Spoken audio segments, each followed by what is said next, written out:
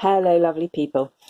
So what I'm going to be doing today is just making a little video of what to do with this little kit that you get in your Advent retreat set. And it says, make a little wreath to remind you of your Advent journey.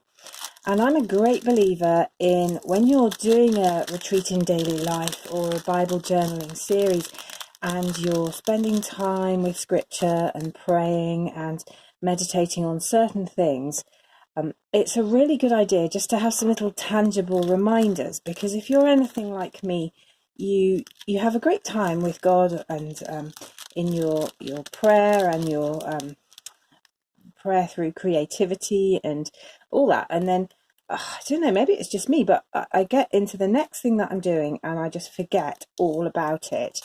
And what I'm really trying to learn to do is to carry things with me through the day and throughout my everyday life. And I find that having something tangible really helps me to do that. So in here, you've got a number of things. And what I want to stress is there isn't a wrong way to do this, but I'm going to give you some suggestions of how you might proceed. But if you've got your own ideas of what to do with these little bits and pieces, then go with those.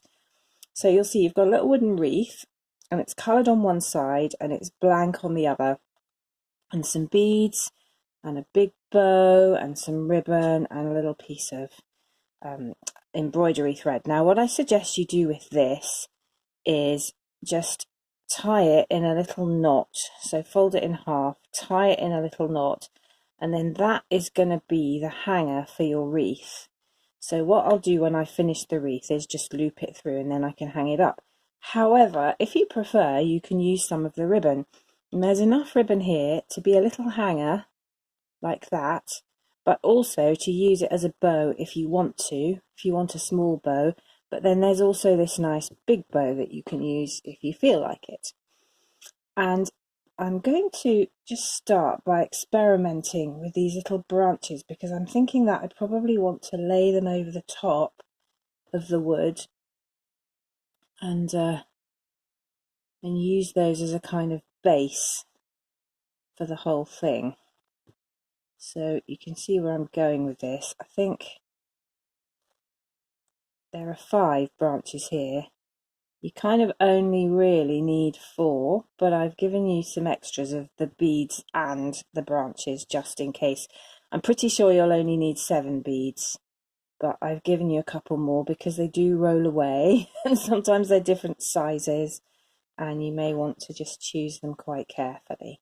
Or you may just shove them on. You may want all 9, I don't know.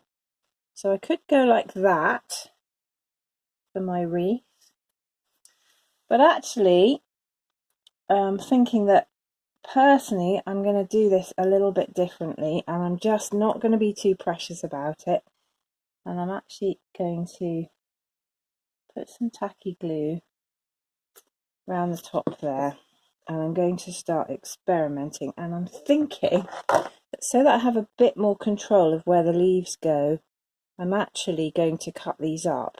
Now you totally don't have to do this, this is just me being a bit obsessive about it. And of course this tacky glue dries completely clear, which is great, and I'm not even having to press those on there because they'll just sink into the glue and they'll dry. The key thing is though not to disturb the whole shebang while it's drying. I'm going to layer those on top,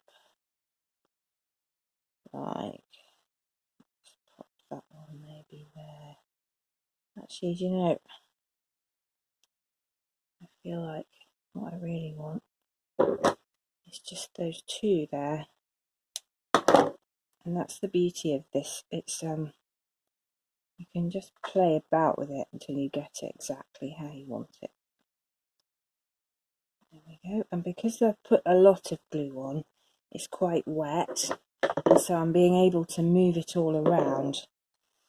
Now the other thing, actually, do you know what I should have done? I should have put the embroidery thread on, because once it's all covered with leaves it's going to be much harder. Just going to take those off and pop this on. Glad I thought of that. So this is one of the things I like about crafting, is you kind of learn as you go along, and it's very rare that you really scupper yourself. If I hadn't thought of that, it wouldn't really have mattered. I still could have whacked this on at the end over the top, but it's going to make my life a lot easier to do it right now.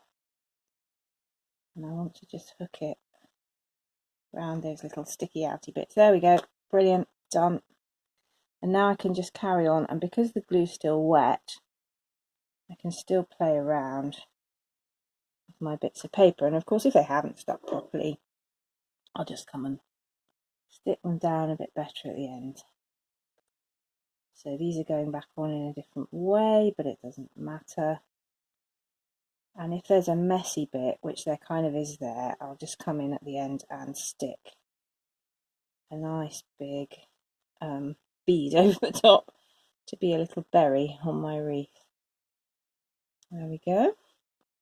So that's nice. That's got leaves now covering that little hanger.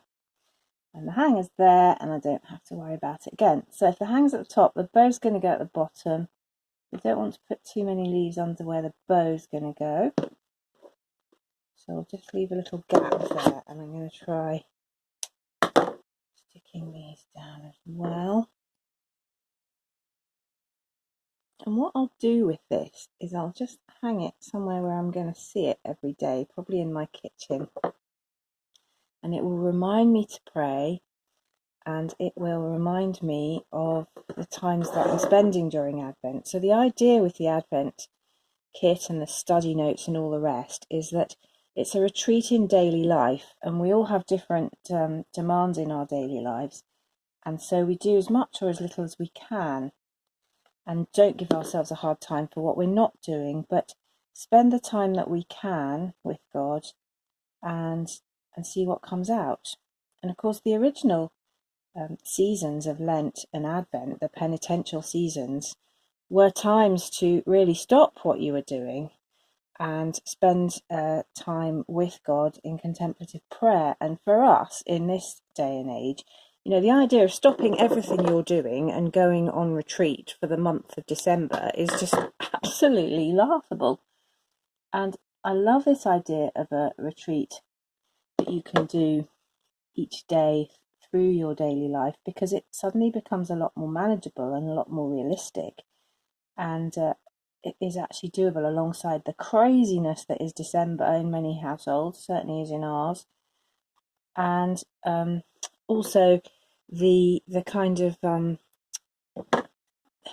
just the benefit that it brings in managing that craziness. So that's all good. Right, I'm stacking the leaves up here, and I'm going to pop a couple more down the bottom. So I'm not being precious with this at all. There we go. And when all this is dry, because it's paper, you can come and you can tip the leaves up and bend them around and really get them looking quite 3D if you want to. And I'll probably come back in and do that at the end. But for now, and of course I can pick it up very easily because it's got its little hanger on it. Just going to put one last thing in at the top. And I don't think this absolute surfeit of glue is going to matter one bit. There we go. So that's looking quite fun there. Might angle these out a bit more, just so they're more on the outside. Just make sure that's connecting with the glue. So you can see there's quite good scope for bending these inner ones up once it's all dry, but I'm certainly not going to touch that at the moment. So I think the next thing to do, once I've taken the glue off my desk, is to put some of these beads on. I'm going to end up sticking this to my desk, aren't I? I can just tell. And again, this is not precise art, but to start with, I'm going to go where the glue already is. And the easiest way to put these beads on is to sit them flat so that the hole is pointing upwards. But actually, what I really want to do is have the hole pointing to the side so it's not so visible. And I've put too much glue on there. So I'm just going to dab a bit over here, share it out a bit. Stick some of these beads down. This would probably be easier with tweezers actually. And I suspect that if you're going to fold up the leaves at the end, that would be easier with tweezers too. But I haven't got any on me right now, so I'm just making do with the old fingers.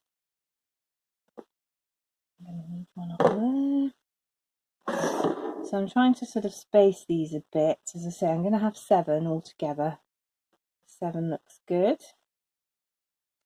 Nice odd number. 1, 2, 3, 4, 5, 6. And then I think that one's going to come right down there.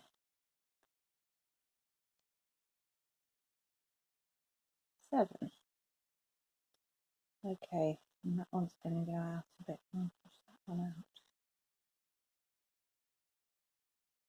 So these are now really fragile, and that whole thing could just collapse any minute because there's so much wet glue on there, and that's really going to need to dry. Now when I'm done, I'm thinking actually, I don't know, is that too big? I think I could put that on there. I could trim down the tails to make it look smaller, but actually I'm thinking what I might do with that. So in your kit you've got various pieces of cardstock that go with the notes, but you've also got this kind of logo piece which I'm going to stick on the front of my journal, and I think that's going to look lovely like that. So I think I'm going to save this big bow to put with this, and when I've covered my journal I'll do it in quite a dark colour so this will really stand out and look lovely, and I'll just use some scrapbook paper to do that. Now of course if you come to the workshop there's going to be lots of scrapbook paper on offer, but if not, you can use anything. You don't have to use, if you're doing it at home, very expensive scrapbook paper. You can just use wrapping paper from last Christmas, although if you're doing that it will wrinkle if you put wet glue on, so I'd advise you to use something like Pritt if you're dry glue if you're doing that. Now what I'm going to do is just have a little play with this ribbon here, and I'm tying a wee bow because I'm thinking that this might look like a better scale. And in a minute I'll show you another one that I did where I used the ribbon and it looked really good. So as I say, I've given you enough ribbon to do a bow and a hanger if you want a ribbon hanger, but I've also given you some embroidery thread, so you could do more than one bow if you wanted. You'd probably get 3 bows out of this if you were clever, but I'm just going for one. Right, so I'm going to get those little pieces looking nice. There we go. Yes, I think that's going to look better. So I'll just cut these on an angle and do the other one to match. And then a final dab of glue here. And the reason why I'm using a lot of glue, and normally I would advise against using this much glue, of tacky glue, is because I want it to actually cup when it dries. I want it to dry solid and form a little cup so that the beads sit in the cup, and that will hold them. It's still quite fragile, you know, you'd be able to knock these beads off, but you can see that that's when it's done. That'll be really fun just to hang somewhere, and it will be a little reminder to you of the retreat that you're on and the prayers that you've prayed and the things that you're thinking about with God. So there we go. That's going to look really sweet. Now, the other thing you can do is, so on the back of these wreaths, they are unpainted like that.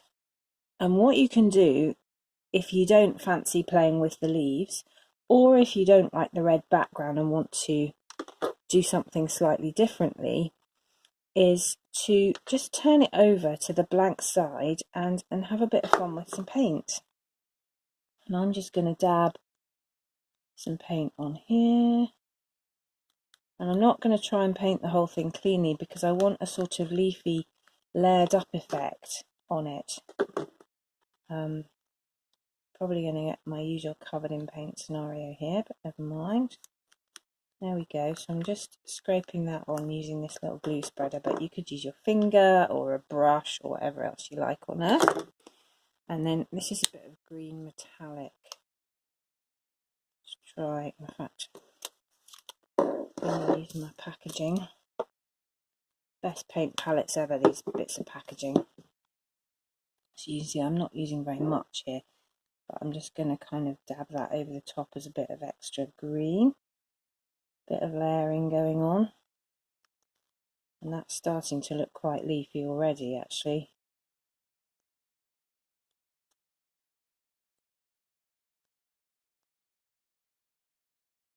There we go. So from there, if you want to, you can just put the beads on, and they will look really sweet if you just pop the beads on and then tie a little ribbon bow at the bottom. But the other thing that I want to do is add a bit of glitter. Now, I did over on Jane Journaling, I did a little haul video of this gorgeous sparkle medium from Crafter's Companion. I've been playing with it a lot. So I've got a couple of videos on the other channel as well about using it with a stencil, so I'll link that below. But I'm just going to, it's not paint, it's gel, and it, oh dear, look, I've gone and got paint in the pot, that's not clever. And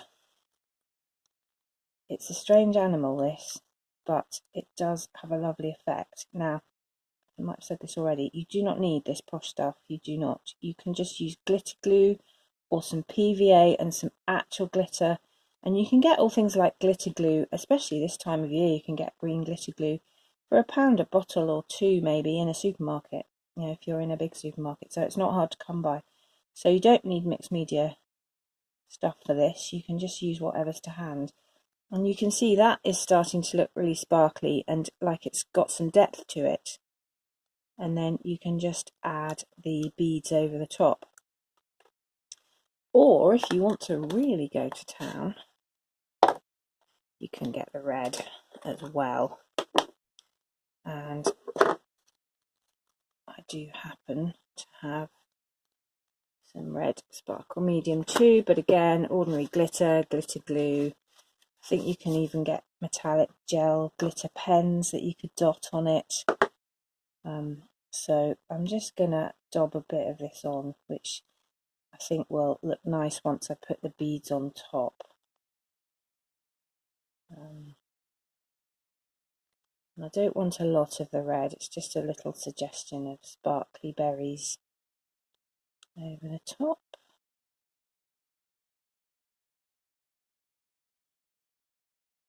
I don't want it to look muddy, and the problem is if the red and green mixes too much it starts to look brown, so I think I'll just leave it there. Can you see that? It's really sparkly. Really sparkly. Now, I'm not going to put any beads on there at the minute because the paint and the gel is so wet that the glue wouldn't take. Glue needs to go onto a dry surface really in order to hold anything. So I'm just going to leave that be until I've actually got some solid background. But I want to show you this one that I made, and this is obviously the painted side of the wreath, and I just dabbed some of the green glitter on it, stuck the beads on and stuck a bow on, and that, you know, that took me about probably 10 minutes actually, and I feel that's really effective. I love that. So if you don't want to faff around with all the other bits in the kit, that's the kind of very quick minimum version. And actually it looked fine before I put the glitter on as well. I glued the beads on first using the tacky glue, and then I just put the glitter on top with a brush, and it looked fine. The other thing I've been doing is for the tags for the kits, I've made these little mini wreaths, and this has got red and green glitter on, and then just a little bow shape on the bottom. And I think that's really sweet too. So everyone who gets a kit will get one of those on their label, and I think that looks sweet. So I hope that if you come to the workshop, you've got some ideas. If you get the kit at home, then you can think about how you want to proceed. All these materials will be available at the workshop, but as I say, you don't have to have them. You can use substitutes at home.